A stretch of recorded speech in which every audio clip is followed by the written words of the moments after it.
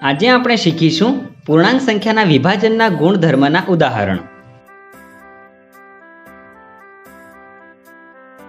વિપુલે એક પરીક્ષા આપી। પરીક્ષાનો નિયમ હતો કે દરેક સાચા જવાબના 5 ગુણ આપવામાં આવશે અને દરેક ખોટા જવાબના -3 ગુણ આપવામાં આવશે। જો વિપુલ 45 સાચા જવાબ આપે અને બાકી રહેલા 45 પ્રશ્નોના ખોટા જવાબ આપે તો તેને કેટલા ગુણ મળવા જોઈએ? આને આપણે બે રીતે ઉકેલી શકીએ છીએ।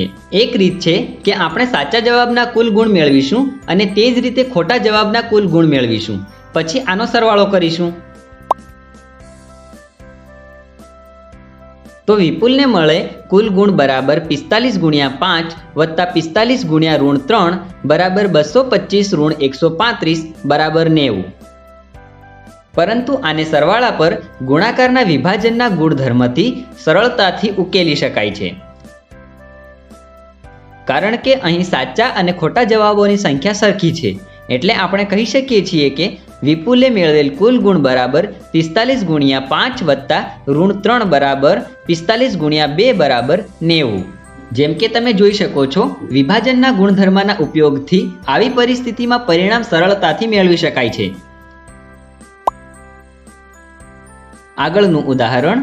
આજના દિવસે મંગેશભાઈએ 156 કિલોગ્રામ ખાંડ અને 156 કિલોગ્રામ મીઠું વેચ્યું છે। જો ખાંડ પર તેને 1 કિલોગ્રામ પર 4 રૂપિયાનો ફાયદો થાય અને મીઠા પર 1 કિલોગ્રામ પર 1 રૂપિયાનું નુકસાન થાય તો શોધો કે આજના દિવસે તેમને કેટલી કમાણી થઈ। ફાયદાને ધન પૂર્ણાંકથી અને નુકસાનને ઋણ પૂર્ણાંકથી દર્શાવીને આ પ્રશ્નને ઉકેલો।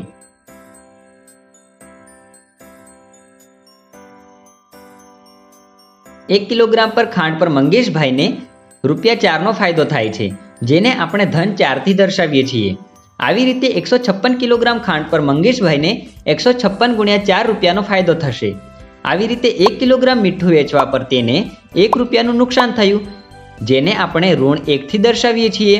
આવી રીતે 156 કિલોગ્રામ મીઠું વેચવા પર તેમને 156 ગુણ્યા ઋણ 1 રૂપિયાનું નુકસાન થશે। આવી રીતે મંગેશભાઈની કમાણી બરાબર 156 કિલોગ્રામ ખાંડ પર થયેલ ફાયદો વત્તા 156 કિલોગ્રામ મીઠા પર થયેલ નુકસાન, એટલે કે બરાબર 156 ગુણ્યા 4 વત્તા 156 ગુણ્યા ઋણ 1 બરાબર 624 વત્તા ઋણ 156 બરાબર 468 રૂપિયા।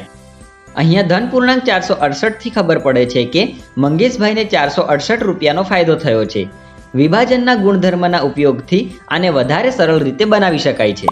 156 ને કૌંસની બહાર લઈએ તો કૌંસમાં 4 વત્તા ઋણ 1 લખી શકીએ છીએ। અહીંયા 4 અને ઋણ 1 નો સરવાળો છે 3। 156 ગુણ્યા 3 બરાબર 468, એટલે મંગેશભાઈની કમાણી ₹468 થશે। જેમ કે તમે જોઈ શકો છો, વિભાજનના ગુણધર્મના યોગ્ય ઉપયોગથી ગુણાકારને સરળ બનાવી શકાય છે। આવી રીતે આજે આપણે શીખ્યા પૂર્ણાંક સંખ્યાના વિભાજનના ગુણધર્મના ઉદાહરણ। આગળના વિડીયોમાં આના સંબંધિત ગેરસમજોને દૂર કરીશું।